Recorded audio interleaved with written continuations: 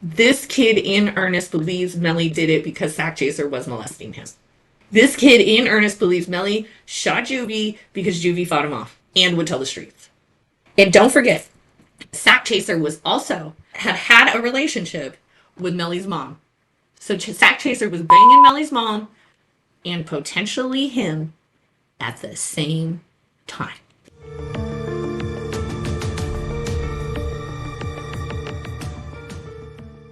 I have gossip. But first, I'm Lauren Cadillac, Cadillac Law. I am also known as OG Cadillac and Mother of the Decade. Okay, so here is the crazy ass tea, guys.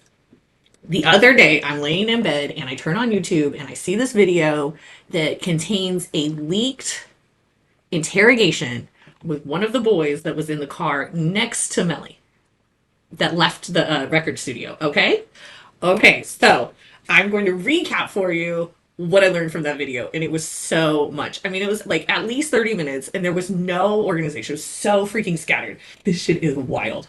All right. I cannot remember this boy's name. I'm sorry. He was friends with Bortland, Juvie, and Sack Chaser, and Melly, I guess, from childhood. And he still lived back with his parents. And Juvie and Sack and Melly lived in this house. And I think Bortland lived there too, but I don't know. Okay. So they used to come pick him up from the hood to kind of roll with them and have fun with them and go to the recording studio and da da da da da. All right. And he did it a lot. He's like one of their best friends. He's like one of the close ones. Okay. They're at the recording studio and he said that he felt the energy was off. You know, mind you, he's always hanging out with them, right? Like he's been around them for years. So if he thinks the energy's off, the energy's off. Like, this is a good source, right? He's part of the crew.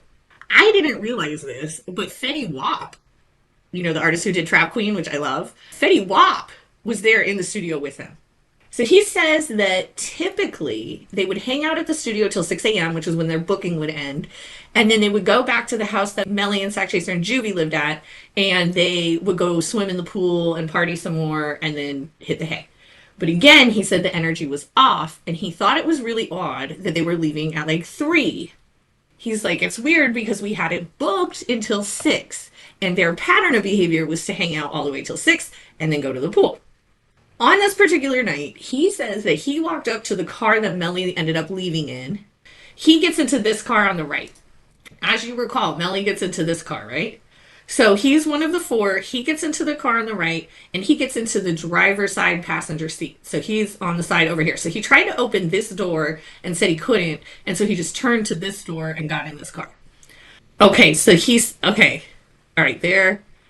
Juvie just got in the car. Bortland's coming around. That must be Fetty Wap because it looks like he's going into the front seat. So he said, this had me tripping, y'all. He says these kids leave guns everywhere. Everywhere. They leave them in the Airbnb, which I think he meant Airbnb. He says Airbnb. They leave guns everywhere. So he said that one of the boys that was in the Melly car had to go back into the studio because he left the Tech 9 in there. I mean, who leaves a gun behind? That's craziness to me. Just like leaving your car keys. I don't know. It's so ridiculous. So the dude goes back, gets the Tech 9. Melly has his man purse. He gets on his side, as we know. Sack is next to Melly. Juvie's in front of him. Bortland's driving. This boy is rear passenger. AJ's driving. Fetty Wap is front passenger. And, I'm sorry, he's rear driver. And then the other kid is rear passenger. Okay, so he says they take off behind Melly until they get onto the I, which presumably means interstate. So when they get onto the I, they somehow get ahead of Melly. And he notices that his driver keeps doing this to look back for Melly's car. Now, mind you, the energy was weird and they're leaving early. And someone had left the Tech 9. So they're both doing this, looking for Melly's car. And they get off the interstate and they lose Melly. Then they get to the house and they have to wait forever because of the key or something. They go into the house and he's sitting there playing video games with the kid. He's in the same room as the kid that was sitting to his right. Trey or Tay or something, I don't know. Anyhow, that kid falls asleep first. He said he did not want to fall asleep because they would prank each other when they fell asleep. And he said, I want to be the pranker, right? Not the pranky. So I'm not trying to fall asleep. I'm trying to stay up. Plus, I don't know where my friends are yet, right? Like, it's been an hour or so at this point. They're still not back. But he's saying at that moment, I'm thinking, well, maybe they just stopped for some cigar loads or some food or both, and they'll be here any minute. And he falls asleep, essentially holding his phone. So he is woken like an hour or so later. His phone is ringing. It's his sister. He picks up. He sees when he picks up the phone that his mom has called, and he says, "Oh no, I'll call you back." Hangs up, calls mom. That is the correct. That is the correct. When mom has called you at like 4 or 5 a.m., you call her back immediately. I don't care who else calls mom. Good boy. So at least he's like a good young man in that sense, right? But by the way, he was in jail on some other stuff, and then they brought him in for this interrogation. And they asked him if he knew why he was there, and he's like, yeah. And he's pissed that Juvie was killed. Maybe not Sack. We'll get to that in a second. Okay, so he calls his mom, and it's like maybe 5:30 a.m. Like his scale of time is not the greatest, but it's probably about 5:36. And she says, "I just got word that all of you were dead." What they don't get into, but I am just like, where did she get that word? Who woke her up in the middle of the night at 5 a.m. to tell her that her son and all of his friends were deceased? Like, now that never came out, but I am mind boggled. Okay, so she says, "I thought you were all," and he freaks out. So he jumps up and he goes room to room to room. Fetty Wap has not seen them. This guy hasn't seen them. You know, one guy's staying in Sack Chaser's room. It's not Sack in there. The Fetty's in Juvie's room. It's not Juvie in there. Where are my friends? Then, and I don't quite understand how this happened, because again, this is like, when he's describing it, it's freaking everywhere. So I don't understand how it happens, but 100K Track shows up. Okay, and he is like, we need to go to the woods. So this boy, AJ, the other boy in 100K Track, go to the woods to find a gun. How would 100K Track know that there's a gun in the woods? Then the boy says he found a 40 cal wrapped in a blue rag with blood all over it. And 100K Track took that from him, and he said, well, what about the Tech 9? And 100K Track said, don't worry about it. So 100K Track absolutely knew what had happened in that car and how those weapons got there and which one was used and which one was used. He knew. That is approximately the time Melly starts blowing them all up on FaceTime. And he says, come get me at Fredo Bang's. So they all go to Fredo Bang's with a gun wrapped in a bloody rag. And Melly is dressed not in last night's clothes. No, no, no, no, no. He is in basketball shorts, a wife beater, and flip-flops. Well, Fredo Bang's a big boy, and Melly is not. So if Melly goes to Fredo Bang with his bloody clothes and says, yo, I need to change, it makes me think of that scene in Pulp Fiction, you know? And then they have just the silly t-shirts and the basketball shorts, because that is what you hand your friend when you, if you've even seen a movie, you know. So Melly's now here in basketball shorts. The man purse is missing, but dude did see blood on it and confirmed that the 40 had been inside the man purse.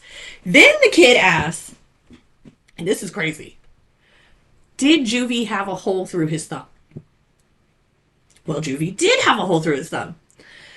This kid had met with Bortland between the happening and this discussion. And so I don't know if he got this information from Bortland, but I kind of think so. And he said, that's what I thought. Juvie tried to fight off the gun. Okay, so now we get into the why, right?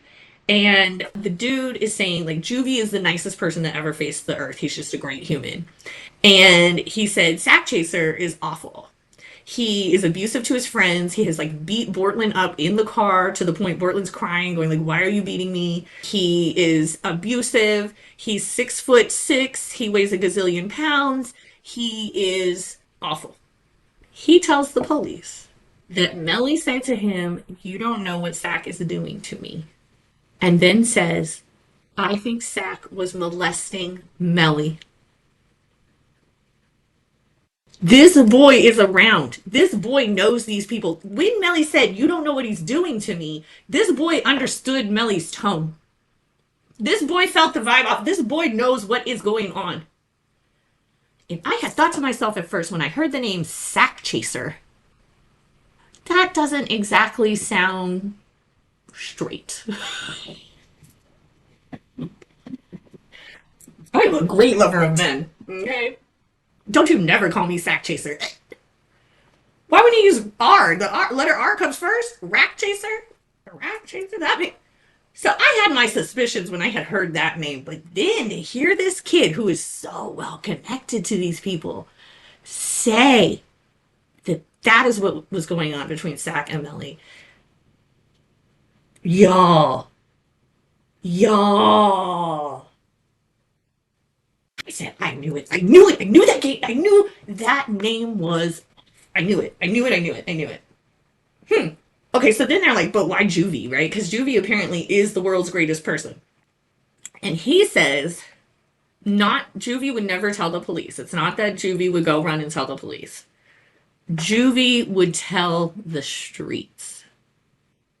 And with the hole in Juvie's thumb, that made him believe that Juvie tried to fight the gun or Melly in some way after Melly shot Sack Chaser.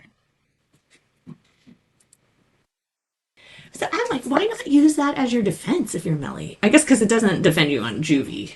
But as it pertains to Sack Chaser, like, the streets won't allow it, I guess. I don't know, dude. I don't know. This kid in earnest believes Melly did it because Sack Chaser was molesting him. This kid in earnest believes Melly shot Juvie because Juvie fought him off and would tell the streets. Who is a better source than a best friend? I mean, maybe a sibling. Like this, they lived there. All like he didn't live there, but he was always with them. They grew up together. He knows them. He knows what's going on. If he read Melly's tone, and he knows who the Sack Chaser is. He knows what kind of man Sack Chaser is, right? Man, what kind of boy Sack Chaser is. He's gigantic, but he's still a freaking 25-year-old boy. He knows what kind of person a boy Sack Chaser is. I feel like his conclusion, along with choosing the name Sack Chaser, and after the whole first trial, I really kind of thought Melly might be innocent, but man, after seeing this,